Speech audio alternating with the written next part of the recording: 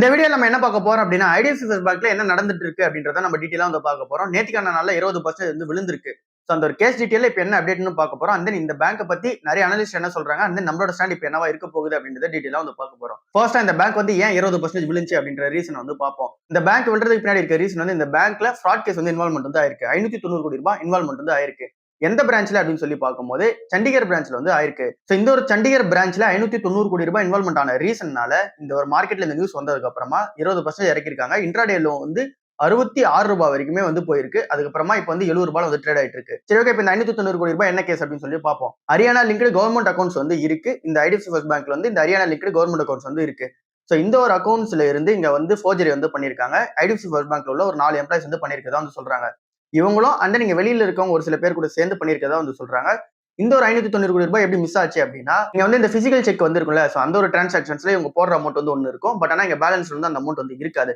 So இங்க வந்து இந்த பிசிக்கல் செக்ல வந்து அந்த ஃபோர்ஜரி வந்து பண்ணிருக்காங்க. சோ 590 கோடி ரூபாய் அன்ஆத்தரைஸ்டு செக் பேஸ்டு டிரான்சாக்ஷன்ஸா வந்து நடந்திருக்கும் அப்படின்னு சொல்லிட்டு சொல்றாங்க. சோ இதுதான் இதுக்கு பின்னாடி இருக்க ரீசனா வந்து இருக்கு. சோ அக்கௌண்ட்ஸ்ல வந்து பேலன்ஸ் வந்து மிஸ் மேட்ச் ஆகுறத பாக்குறாங்க. சோ அதுல வந்து ஐடென்டிஃபை பண்ணி எடுத்து வைக்கிறாங்க. இப்போ இந்த 590 கோடி ரூபாய் இந்த ஐடிஎஃப்சி ஃபர்ஸ்ட் பேங்க் எவ்வளவு பெரிய அமௌண்ட் அப்படின்னு சொல்லி பார்க்கும்போது, இந்த கம்பெனி பைனான்சியல் 2026 மட்டும் மேக் பண்ண போற ப்ராஃபிட்ல 20ல இருந்து 22% இது வந்து அஃபெக்ட் ஆகும் அப்படின்ற மாதிரி சொல்றாங்க. நெட் ப்ராஃபிட்ல இருந்து மட்டும். ஓவரால் இந்த பிசினஸ் வந்து பொறுத்தல டோட்டலா இந்த கம்பெனியோட நெட் ஒர்த்ல 0.9% வந்து இந்த 590 கோடி ரூபாவா வந்திருக்கு. சோ பெரிய அளவுக்கான அஃபெக்ட் வந்து இந்த பேங்க்கு வந்து எதுவும் ஆக போறது கிடையாது. சோ இது வந்து இந்த ஏர்னிங்ஸ்ல வந்து கொஞ்சம் அடி வாங்குறதுக்கான சான்சஸ் வந்து இருக்கு. அதாவது இந்த Q4ல ஏர்னிங்ஸ்ல அடி வாங்குறதுக்கான சான்சஸ் இருக்கே தவிர மத்தபடி இந்த பேங்கே வந்து பிரச்சனையா இருக்கு அப்படின்னு கேட்டீங்க அப்படின்னா அந்த அளவுக்கான பெரிய அமௌண்ட் வந்து இது கிடையாது. இப்போ இந்த கம்பெனியோட MD and CEO ஆன வைத்தியநாதன் என்ன சொல்லியிருக்காரு அப்படின்னா, ஒரு கான்கால்ல வந்து இது வந்து ஃப்ராட் கேஸ் இன்வால்மெண்ட் ஆயிருக்கிறது இந்த ஒரு பிரான்ச்ல மட்டும் தான் நடந்திருக்கு. இது வந்து எங்களோட சிஸ்டமேட்டிக் டிஃபால்ட் வந்து கிடையாது. அதாவது சிஸ்டமேட்டிக் எரர்லாம் வந்து கிடையாது. இங்க ஒரு 4 எம்ப்ளாய்ஸ் வந்து பண்ணிருக்காங்க. அந்த பிரான்ச்சோட ஆபரேஷன்ஸ் என்னவோ சூப்பரா தான் வந்து போயிட்டு இருக்கு. ஹரியானா லிங்க் அக்கௌண்ட்ஸ் கூட மட்டும் பண்ணிருக்காங்களா, சோ அதுதான் வந்து இருக்கிற பிரச்சனையா வந்து இருக்கதா வந்து சொல்றாங்க. இன்னும் ஒரு டீடைலா என்ன சொல்றாரு அப்படின்னா 490 கோடி ரூபாய் தான் இங்க ஃப்ராட்ல வந்து இன்வால்மெண்ட் ஆயிருக்கதா வந்து சொல்றாரு. மீதி இருக்க 100 கோடி ரூபாய் இவர் அடிஷனலா வச்சு எஸ்டிமேட் பண்ணி சொல்லியிருக்கதா வந்து சொல்றாரு. அதாவது எக்ஸாக்டா 490 கோடி ரூபாய் தான் வெளியே போயிருக்கு இங்க வந்து ஃபோர்ஜரி வந்து பண்ணி. பட் ஆனா இங்க 100 கோடி ரூபாய்ன்றது இவர் எக்ஸ்ட்ராவா வச்சு சொல்லியிருக்காரு. அப்படின்னா இங்க ஆடிட் ரிப்போர்ட்ல வெளியே வந்தால் கூட இதோட அதிகமான அமௌண்ட் வந்து போயிடக்கூடாதுன்றதுனால அவரே வந்து 100 கோடி ரூபாய் எக்ஸ்ட்ரா வச்சு சொல்லியிருக்கதா வந்து சொல்றாரு. 590 கோடி ரூபாய்க்கு மேல இந்த ஃபாரன்சிக் ஆடிட் ரிப்போர்ட் முடிஞ்சு வெளியே வந்தால் கூட இங்க வந்து அதிகமா போகாதுன்றதா மார்க்கெட் எக்ஸ்பிரஷன்ஸா வந்து இருக்கு. ஐடிஎஃப்சி ஃபர்ஸ்ட் பேங்கோட சிஓவும் அதை தான் வந்து சொல்லியிருக்காரு. சோ இவர் என்ன சொல்றாரு அப்படின்னா, நாங்க ப்ரொவிஷன்ஸ்ல இருந்து இது எல்லாமே டேக்கன் வந்து பண்ணிப்போம். Q4 பொறுத்தவரை கொஞ்சம் வந்து பிரச்சனையா தான் இருக்கும். பட் ஆனா ப்ரொவிஷன் வந்து நாங்க வந்து டேக் ஓவர் வந்து பண்ணிப்போம். இங்க நெட் இன்ட்ரெஸ்ட் மார்ஜின் அப்புறம் கிரெடிட் காஸ்ட் எல்லாமே வந்து வைடரா வந்து growth ஆயிட்டு வருது. சோ அதனால இந்த Q4ல ஸ்லைட்டா வந்து அஃபெக்ட் இருக்குமே தவிர இங்க ப்ரொவிஷன்ஸ் வந்து எடுத்துப்போம். சோ பெரிய அளவுக்கான அஃபெக்ட் வந்து இருக்காது அப்படின்ற மாதிரி வந்து சொல்லியிருக்காரு. அப்புறம் இங்க ஆன்கோயிங் டெபாசிட்ஸா வந்து பார்க்கும்போது ஹரியானா டெபாசிட்ஸ் அந்த கவர்மெண்ட் டெபாசிட்ஸ் வந்து 0.5% இந்த பேங்க்ல வந்து இருக்கு. ஓவராலா இந்த சென்ட்ரல் அண்ட் ஸ்டேட்டோட அந்த டெபாசிட்ஸ் பொறுத்தவரை 8ல இருந்து 10% வரைக்கும் இருக்கு. சோ இப்போ இந்த ஒரு 0.5% இந்த டெபாசிட்ஸ் இருக்குல்ல, சோ அதை வந்து டெம்பரரியா இந்த ஹரியானா கவர்மெண்ட் வந்து இங்க ஐடிஎஃப்சி ஃபர்ஸ்ட் பேங்க் வந்து வச்சுக்க போறது இல்லை அப்படின்ற மாதிரி வந்து சொல்லியிருக்காங்க. சோ இதனால 20 பில்லியன் ருபீஸ் வந்து வெளியே போக போறதுக்கான சான்சஸ் வந்து இருக்கு. அது வந்து இங்க மேபி வந்து PSU பேங்க்ஸ்க்கு வந்து போகலாம், இல்ல அப்படின்னா பிரைவேட் செக்டர் பேங்க்ஸ்க்கு வந்து போகலாம். பட் ஆனா 20 பில்லியன் ருபீஸ் வந்து வெளியே போக போகுது. இங்க வந்து இந்த ஹரியானா கவர்மெண்ட்ல நடந்திருக்குது. இதுதான் ஃபர்ஸ்ட் டைம் கேட்டிங்க அப்படின்னா இது செகண்ட் டைம் வந்து நடக்குது. ஏற்கனவே AU ஸ்மால் ஃபைனான்ஸ் பேங்க்லயுமே நடந்திருக்கு. இப்ப ஐடிஎஃப்சி ஃபர்ஸ்ட் பேங்க் வந்து நடந்திருக்கு. சோ இதனால ஹரியானா கவர்மெண்ட் வந்து டிஎம்பனல்ட் வந்து பண்ணிருக்காங்க. ஐடிஎஃப்சி ஃபர்ஸ்ட் பேங்க்கையும் AU ஸ்மால் ஃபைனான்ஸ் பேங்க்லயும். இந்த டிஎம்பனல்ட் அப்படின்னா இந்த ஒரு லிஸ்ட் ஆஃப் ஆர்கனைசேஷன் வந்து டெபாசிட் வைக்கலாம்னு சொல்லிட்டு ஒரு லிஸ்ட் இருக்கும். சோ அந்த ஒரு லிஸ்ட்ல இருந்து இங்க ஐடிஎஃப்சி ஃபர்ஸ்ட் பேங்க்கையும் AU ஸ்மால் ஃபைனான்ஸ் பேங்க்கையும் வந்து வெளியேற்று போயிருக்காங்க. சோ அதனால இதுக்கப்புறம் ஃபியூச்சர் வந்து டெபாசிட்ஸ் வந்து இருக்கிறதுக்கான சான்சஸ் வந்து லெஸ்ஸா வந்து இருக்கு. ஏற்கனவே இருக்கிற அந்த ஒரு டிரான்சாக்ஷன் நடந்திருக்குல்ல, அது வந்து டெம்பரரியா வந்து இங்க ஸ்டாப் பண்ணி வச்சிருக்காங்க. அடுத்த நோட்டீஸ் வர வரைக்கும் ஸ்டாப் பண்ணி வந்து வச்சிருக்காங்க. இப்போ RBI கவர்னர் சஞ்சய் மல்ஹோத்ரா என்ன சொல்றாரு அப்படின்னா, இது வந்து சிஸ்டமேட்டிக் ஃபெயிலியர்லாம் வந்து கிடையாது. சிஸ்டமேட்டிக்கா எந்த ஒரு எரரும் வந்து நடக்கல. இந்த பேங்க்ல ஒரு பிரான்ச்ல தான் நடந்திருக்கு. சோ சிஸ்டமேட்டிக்கா எந்த ஒரு டிஃபால்ட்டும் வந்து கிடையாது. அண்ட் தென் RBI வந்து நாங்க ஸ்ட்ரிக்ட்டா மானிட்டர் பண்ணிட்டு இருக்கோம்னு சொல்றாரு. சோ எக்ஸாக்ட்டா இவர் சொல்ல வரது என்னவா இருக்கு அப்படின்னா, எஸ் பேங்க்ல நடந்த மாதிரி வந்து கிடையாது. சிஸ்டமேட்டிக் ஃபெயிலியர்லாம் வந்து கிடையாது. சோ அது ஒரு பிரான்ச்ல நடந்ததா இருக்கு அப்படின்ற மாதிரி வந்து சொல்லியிருக்காங்க. இப்ப பெரிய பெரிய அனலிஸ்ட் நிறுவனம் என்ன சொல்றாங்க அப்படின்னா, ஜெஃப்ரீஸ், UBS, மார்கன் ஸ்டான்லி இவங்க என்ன சொல்றாங்க அப்படின்னா, நம்ம ஃபர்ஸ்டே பார்த்த மாதிரி 20ல இருந்து 22% ஆஃப் நெட் ப்ராஃபிட் வந்து வெளியே போகிறதுக்கான சான்சஸ் வந்து இருக்கு. சோ அதுதான் 590 கோடி ரூபாய். சோ ப்ரொவிஷன்ஸ் மூலமா கவர் பண்ணிட்டு கொஞ்சம் வந்து இந்த Q4ல அடி வாங்குறதுக்கான சான்சஸ் வந்து இருக்கு. ஆனாலும் இது வந்து பை ரேட்டிங்ல தான் வந்து இருக்கிறதா சொல்றாங்க. ஒரு சில அனலிஸ்ட் என்ன சொல்றாங்க அப்படின்னா, ஐடிஎஃப்சி ஃபர்ஸ்ட் பேங்கோட டோட்டல் நெட் ஒர்த்ல 0.9% தான் வெறும் இது இருக்கதா இருக்கு. சோ அதனால இந்த கம்பெனில ஒரு பெரிய எஃபெக்ட் வந்து இருக்காது. அதனால இது வந்து இந்த டைம்ல பை பண்றது பெட்டரா இருக்கும் அப்படின்ற மாதிரி வந்து சொல்றாங்க. இங்க காசா பிரஷரும் இருக்கும் அப்படின்ற மாதிரி நிறைய அனலிஸ்ட் வந்து சொல்றாங்க. அது என்னவோ உண்மைதான். காசா பிரஷர் வந்து கண்டிப்பா வந்து இருக்கும். ஏன் அப்படின்னா இங்க டெபாசிட்ஸ் வந்து கம்மியாகிற ரீசனால. சோ அதனால நெட் இன்ட்ரெஸ்ட் மார்ஜின் வந்து பிரஷர் ஆகுதுக்கான சான்சஸ் வந்து இருக்கு. இது எல்லாமே வந்து இந்த Q4ல வந்து தெரிய வரும் அப்படின்றது மார்க்கெட் எக்ஸ்பெக்டேஷன்ஸா இருக்கு. இப்போ இந்த கம்பெனி எப்படி ரெக்கவரி பண்ண போறாங்க, அப்புறம் இன்சூரன்ஸ் என்ன வச்சிருக்காங்க அப்படின்னு சொல்லி பார்க்கும்போது எம்ப்ளாயி டிஸ்ஆனஸ்டியா வந்து பாத்தீங்க அப்படின்னா ஒரு 35 கோடி ரூபாய் இன்சூரன்ஸ் வந்து இருக்கு. சோ அதை வந்து கிளைம் பண்ணிக்க போறாங்க. அடுத்ததான் இந்த 590 கோடி ரூபாய் வெளியே போயிருக்கல. சோ இதுக்காக ஃபாரன்சிக் ஆடிட்டர்ஸ் வந்து அப்பாயின்மெண்ட் பண்ணிருக்காங்க. KPMG வந்து அப்பாயின்மெண்ட் வந்து பண்ணிருக்காங்க. சோ இவங்க வந்து ஒரு 4ல இருந்து 5 வாரத்துக்குள்ள கண்டுபிடிச்சு சொல்லிடுவாங்க அப்படின்றது எக்ஸ்பெக்டேஷன்ஸா இருக்கு. சோ அப்படி கண்டுபிடிச்சு வந்தது அப்படின்னா இந்த ஒரு பேங்க் அந்த அமௌண்ட் வந்து ரிகவரி வந்து பண்ணிடுவாங்க. ஸோ இங்க இண்டஸ்இண்ட் பேங்க்ல நடந்தது இதுவும் ஒன்னான்னு கேட்டீங்க அப்படின்னா இண்டஸ்இண்ட் பேங்க்ல சிஸ்டமேட்டிக் ஃபெயிலியர் தான். ஏன் அப்படின்னா அங்க வந்து அக்கௌண்டிங் டிஸ்பரன்ஸ் வந்து நடந்துச்சு. பட் ஆனா இந்த கம்பெனில அக்கௌண்டிங் டிஸ்பரன்ஸ் வந்து கிடையாது. ஸோ அதனால என்னோட ஸ்டாண்ட் என்னவா இருக்கு அப்படின்னா நீங்க ஐடிஎஃப்சி ஃபர்ஸ்ட் பேங்கை பார்க்கும்போது இண்டஸ்இண்ட் பேங்கோட இது வந்து பெட்டரான ஸ்டேஜில் தான் இப்போதைக்கு வந்து இருக்கு அந்த ஒரு கேஸ் இன்வால்மெண்ட்ல பார்க்கும்போது. அதனால ஐடிஎஃப்சி ஃபர்ஸ்ட் பேங்க்ல என்னோட ஸ்டாண்டை பொறுத்தல இண்டஸ்இண்ட் பேங்கோட இதுல வந்து பெட்டரான ஒரு கன்சிடரேஷன் ஸ்டேஜில் தான் நான் வந்து போயிட்டு இருக்கேன். இப்போ 70 ரூபான்ற டைம்லயும் 1-2 மாதிரி கன்சிடர் பண்ணிட்டு இருக்கேன். ஸோ உங்களோட ஸ்டாண்டுமே ஐடிஎஃப்சி ஃபர்ஸ்ட் பேங்க் இதே மாதிரி இருந்துச்சு அப்படின்னா நீங்க கன்சிடர் பண்றது பெட்டரா தான் வந்திருக்கும். அந்த நீங்க ஐடிஎஃப்சி ஃபர்ஸ்ட் பேங்கோட அந்த சிஓ பத்தியுமே நம்ம நிறைய வாட்டி அனாலிசிஸ் வந்து பண்ணி சொல்லியிருக்கோம். ஸோ அதனால இந்த டைம்ல இப்போ கன்சிடர் பண்றது பெட்டரா தான் வந்து இருக்கு. சரி ஓகே, இப்போ அடுத்தது இந்த ஷேர் நியூஸ்லாம் என்ன இருக்கு அப்படின்னு சொல்லி டக்கு டக்குன்னு வந்து பாத்துருவோம். ஐடிசி நிறுவனம் வந்து நேத்திக்கான நாள்ல 1% வந்து இறங்கிருக்கு. ஏன் 1% இறங்கிருக்கு அப்படின்னா 5% வரைக்கும் மார்க்கெட்ல ஏத்துனாங்க. ஸோ அதனால 1% இவங்க இறக்கி ப்ராஃபிட் புக்கிங் வந்து பண்றாங்க.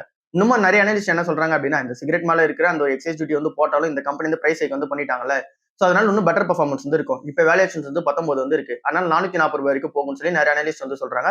ஒரு சில அனலிஸ்ட் வந்து 360 ரூபாய் வரைக்கும் போகும்ன்ற மாதிரி சொல்றாங்க. ஸோ எப்படி பார்த்தாலும் ஐடிசி இந்த அளவுக்கான பிரைஸ் போகுமான்னு கேட்டீங்கன்னா கண்டிப்பா போகும். பட் ஆனா அதுக்கான டைம் லைன் தான் எப்பன்றது தெரியாது. ஸோ அதனால நம்ம 1-2 மாதிரி கன்சிடர் பண்ணிட்டு போவோம். இப்போ இருக்க வேல்யூஷன்ஸுக்கு சூப்பராகவே வந்திருக்கு. அடுத்ததான் கால்ஸ்பர்க் நிறுவனம் வந்து இந்தியாவில் ஐபிஓ வரப்போதான் சொல்லியிருக்காங்க. கால்ஸ்பர்க் இந்தியா ஐபிஓ வந்து வரதுக்கான சான்சஸ் வந்து இருக்கு.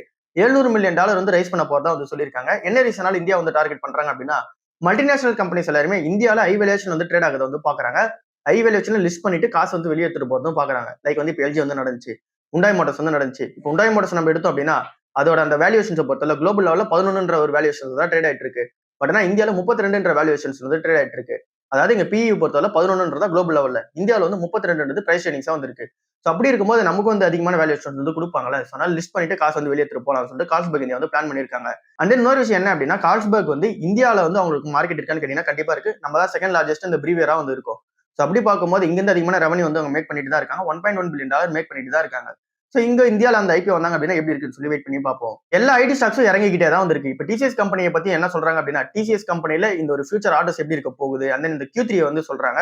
Q3ல ரெவன்யூ வந்து ஏறிச்சு. பட் ஆனா நெட் ப்ராஃபிட் வந்து அந்த அளவுக்கு ஏறிச்சான்னு கேட்டீங்கன்னா ஏர்ல நெட் ப்ராஃபிட் வந்து விழுந்துருச்சு. ஸோ இங்க ஃபியூச்சர் ஆர்டர்ஸ் வந்து எப்படி இருக்க போகுது, ஏஐ ரெவன்யூ வந்து எப்படி மேக் பண்ண போறாங்க அப்படின்றதெல்லாம் ஒரு கொஸ்டின் மார்க்கா இருக்கிறதா சொல்றாங்க. அந்த நீங்க வந்து இந்த மெகா டீல்ஸ் வந்து எப்படி கையில வச்சிருக்காங்கன்றத பொறுத்து தான் இங்க ஃபியூச்சர் வந்து இங்க பெர்ஃபார்மன்ஸ் வந்து இருக்கும். ஸோ அதனால அனலிஸ்ட் எல்லாரும் என்ன சொல்றாங்க அப்படின்னா 4400 ரூபாய் வரைக்கும் போகும்னு சொல்லி மோதிலால் ஓஸ்வால் வந்து சொல்றாங்க. இது எதை வச்சு சொல்றாங்க அப்படின்னா மெகா டீல்ஸ் வந்து இந்த கம்பெனிகிட்ட கையில வந்து இருக்கு. இன்னும் மெகா டீல்ஸ் வந்து ஜெயிப்பாங்க. அப்புறம் ஏஐ ரெவன்யூ வந்து தனியா கான்ட்ரிபியூட் பண்ண ஆரம்பிச்சிருக்கு. அதையும் வந்து தனியா டிஸ்க்ளோஸ் வந்து பண்றாங்க. ஸோ இது எல்லாமே பெர்ஃபெக்ட்டா போயிட்டே இருந்துச்சு அப்படின்னா டிசிஎஸ்க்கு ஒரு பெரிய பிளஸா இருக்கும். அதனால 4400 ரூபாய் வரைக்கும் போகிறதுக்கு சான்சஸ் இருக்குதா சொல்றாங்க. இன்னும் ஒரு சில அனலிஸ்ட்லாம் 3600 ரூபாய் வரைக்கும் போகும்னு சொல்றாங்க. ஸோ அவங்க சொல்ற மெட்ரிக்ஸ் இதுதான் வந்து இருக்கு. அண்ட் இன்னும் நிறைய அனலிஸ்ட்லாம் என்ன சொல்றாங்க அப்படின்னா லைக் வந்து ஜெஃப்ரிஸ் மாதிரி நிறுவனம் என்ன சொல்றாங்க அப்படின்னா ஓவரால் ஐடி ஸ்டாக்ஸே வந்து டிராப்ல இருக்க போகுது அப்படின்ற மாதிரி சொல்றாங்க. மேஜரா அந்த ஒரு 6 ஸ்டாக்ஸ் வந்து சொல்றாங்க. டாப் 6 ஸ்டாக்ஸ் இருக்கும்ல அந்த ஒரு ஸ்டாக்ஸ்லாம் வந்து 30-60% வரைக்கும் இறங்குன்ற மாதிரி சொல்றாங்க. அவங்க சொல்றது பின்னாடி இருக்க ரீசன் என்ன அப்படின்னா இந்த ட்ரெடிஷனல் ஐடி சர்வீஸ் எல்லாம் போயிட்டு இப்போ ஏஐ ரெவன்யூ வந்து கான்ட்ரிபியூட் பண்ண ஆரம்பிக்கும். ஸோ அதனால ஷேர் பிரைஸ் எல்லாம் கிராஷ் ஆகிறதுக்கான சான்சஸ் இருக்குதா வந்து சொல்றாங்க. அவங்க வந்து எந்த இடத்துல ஃபோக்கஸ் பண்ண போறதா சொல்றாங்க அப்படின்னா மிட் கேப்ல வந்து ஃபோக்கஸ் பண்ணா பெட்டரா இருக்குன்ற மாதிரி சொல்றாங்க. லைக் வந்து இந்த கோஃபோர்ட் சாக்கல்டில வந்து ஃபோக்கஸ் பண்ணுங்கன்ற மாதிரி சொல்றாங்க. ஸோ இங்க ஜெஃப்ரிஸோட ஸ்டாண்ட் படி இங்க டாப் 6ல வந்து இங்க டிராப் வந்து இருக்கும். பட் ஆனா இங்க மிட் கேப் வந்து ஒரு நல்ல ஒரு ரீச் இருக்கும் அப்படின்ற மாதிரி அவங்களோட ஸ்டாண்டா வந்து இருக்கு. பட் ஆனா அவங்க சொல்றதுல ஒன்னு வந்து நடக்கிறதுக்கான சான்சஸ் வந்து இருக்கு. அது என்ன அப்படின்னா இபிஎஸ் வந்து கட் ஆகும்ன்ற மாதிரி சொல்றாங்க. இந்த ஒரு ஐடி கம்பெனிஸ் எல்லாமே ஏர்னிங்ஸ் பண்றது 1-4% கட் ஆகும்னு சொல்றாங்க. அது என்னவோ வந்து உண்மையா தான் வந்து இருக்கு. பட் ஆனா இந்த அளவுக்கு 30-40% கிராஷ் வருமானு கேட்டீங்க அப்படின்னா அது வந்து சான்ஸ்லெஸ்ஸா தான் வந்து இருக்கு. அப்படி ஒரு வந்துச்சு அப்படின்னா நம்ம டாப் 4 பிளேயர்ஸ்ல மட்டும் இருப்போம். ஜெஃப்ரி சொன்ன மாதிரி இங்க மிட் கேப் பக்கம் போகாம இருக்குது பெட்டரா வந்து இருக்கு. ஆந்த்ரபிக் நிறுவனம் வந்து புதுசா இப்ப கிளாட் கோவர்க்ல இன்னொரு டூல் வந்து லான்ச் பண்ணாங்க. அந்த ஒரு லான்ச்னால ஐபிஎம் ஷேர் வந்து 13% வந்து விழுந்திருக்கு. இன்னைக்கான நல்ல ஐடி ஸ்டாக்ஸ் விழுந்துச்சு அப்படின்னா அதுக்கான ரீசன் அதுவா தான் வந்து இருக்க போகுது. ஏற்கனவே இன்னைக்கான நல்ல இன்ஃபோசிஸ் ஏடிஆர், விப்ரோ ஏடிஆர் எல்லாமே இங்க யூஎஸ் மார்க்கெட்ல வந்து விழுந்திருக்கு. ஸோ அதனால அங்க இம்பாக்ட் வந்து இங்க இந்தியாவில இருக்கிறதுக்கான சான்சஸ் வந்து இருக்கு. இது என்ன அந்த ஒரு புது டூல் அப்படின்னு சொல்லிட்டு பார்த்தோம் அப்படின்னா இங்க 100 பில்லியன்ஸ் ஆஃப் லைன் கோட் வந்து இருக்கு. இங்க 100 பில்லியன்ஸ் ஆஃப் லைன் கோட் எல்லாமே இங்க ஆட்டோமேட் பண்ற மாதிரி இந்த ஒரு புது டூல் வந்து வந்திருக்கு. ஸோ இது வந்து கோபால் என்ற ஒரு டூலா வந்திருக்கு. இது வந்து ஐபிஎம்மோட மெயின் ஃப்ரேம் இருக்கும்ல, ஸோ அதுல யூஸ் பண்ற ஒரு லாங்குவேஜா வந்து இருக்கு. ஸோ அது கூட இதை இன்டெகிரேட் பண்ணி ஒர்க் பண்ணாங்க அப்படின்னா ஐபிஎம்க்கு ஒரு பெரிய பிளஸா வந்து இருக்கும். ஸோ இன்னும் ஃபியூச்சர்ல என்ன நடக்கும்னு சொல்றாங்க அப்படின்னா ஐபிஎம்மோட மெயின் ஃப்ரேமே வந்து இதுவே ஏஐ வந்து ஆட்டோமேட் பண்ணிடும் அப்படின்ற மாதிரி மார்க்கெட் எக்ஸ்பிரஷன்ஸ் இருக்கிற ரீசனால மார்க்கெட்ல இது ஓவராலா ஐபிஎம் ஷேர்ஸே வந்து இறக்கிருக்காங்க. ஓவரால் ஐடி ஸ்டாக்ஸுமே இறக்கிறதுக்கான சான்சஸ் வந்து இருக்கு. பட் ஆனா ஆந்திரபிக் நிறுவனமே என்ன சொல்றாங்க அப்படின்னா ஏஐனால இது வந்து தனியாக ஆட்டோமேட் வந்து பண்ண முடியாது. இந்த டாஸ்க் எல்லாமே ஏஐனால தனியாக ஆட்டோமேட் வந்து பண்ண முடியாது. ஸோ அதனால அந்த ஒரு ஐபிஎம்மோட அந்த ஒரு லெகசி சிஸ்டமும் எங்களுக்கு வந்து தேவைப்படுது அப்படின்ற மாதிரி வந்து சொல்றாங்க. பட் ஆனா மார்க்கெட்ல ஒன்றும் இந்த ஷேர்ஸ் எல்லாமே இறக்கிட்டு தான் வந்திருக்காங்க. Clean Max Enviro Energy Solutions IP வந்து இன்னைக்கான நல்ல ஓப்பன்ல வந்து இருக்கு. நேத்துல இருந்து ஓப்பன்ல வந்து இருக்கு. 0.34% தான் வந்து இங்க சப்ஸ்கிரைப் வந்து ஆயிருக்கு. ஸோ இந்த ஒரு ஐபிஓ பொறுத்தவரை இங்க லிஸ்டிங் வந்து கிடையாது, மியூட்டடா தான் வந்து இருக்கு லிஸ்டிங் என்ன பொறுத்தல. அந்த இந்த கம்பெனியோட பிசினஸ் பொறுத்தவரை பெருசா சவுண்ட்ஃபுல்லா இருக்க மாதிரி வந்து தெரியல. 3100 கோடி ரூபாய் வந்து ஐபிஓ தரட்டுற பிளான்ல வந்து இருக்காங்க. இல்ல இதுக்குள்ள இந்த ஃப்ரெஷ் இஷ்யூஸும் இருக்கு, அப்புறம் இங்க ஆஃபர் ஃபார் சேலும் வந்து இருக்கு. பட் இந்த கம்பெனியோட பிசினஸ் சவுண்ட்ஃபுல்லா இருக்குமான்ற டவுட் வந்து இருக்கு. சோ அதனால இந்த ஐபிஓ பக்கம் நம்ம போகாமலே இருப்போம். நிறைய ஐபிஎஸ் வந்து வந்துகிட்டு இருக்கு. சோ எல்லாத்தையுமே நம்ம வந்து ஸ்கிப் பண்ணிட்டு பெட்டரான ஐபிஓ எதனா வந்துச்சு அப்படின்னா அதை மட்டும் நம்ம டிஸ்கஸ் வந்து பண்ணுவோம். நிறைய ஐபிஎஸ் வந்தாலுமே அது எல்லாமே சவுண்ட்ஃபுல்லா வந்து கிடையாது. அந்த இன்னைக்கான நாள்ல கோல்டு அண்ட் சில்வர் என்ன இருக்கு அப்படின்னு சொல்லி பார்க்கும்போது கோல்டு வந்து 1.5% வந்து விழுந்திருக்கு, சில்வர் வந்து 3% வந்து விழுந்திருக்கு. ஏன் இது ரெண்டுமே விழுந்திருக்கு அப்படின்னு சொல்லி பார்க்கும்போது யூஎஸ் டாலர் வந்து ஸ்ட்ரென்த்தா இருக்கு. அதை தனி மேஜரான ரீசன் எதுவும் கிடையாது. அதனால கோல்டு வந்து $5165 per ounce வந்து ட்ரேட் ஆயிட்டு இருக்கு. சில்வர் வந்து $85 per ounce வந்து ட்ரேட் ஆயிட்டு இருக்கு. ஸோ பெருசா வந்து சேஞ்சஸ் வந்து கிடையாது. ஸோ இது கூட தான் இன்னைக்கான ஓவரால் வீடியோ. கொஞ்சம் வந்து கிறிஸ்பா தான் வந்து இருக்கும். அடுத்த வீடியோ வந்து நம்ம டீட்டெயிலா வந்து பார்ப்போம். பாய்.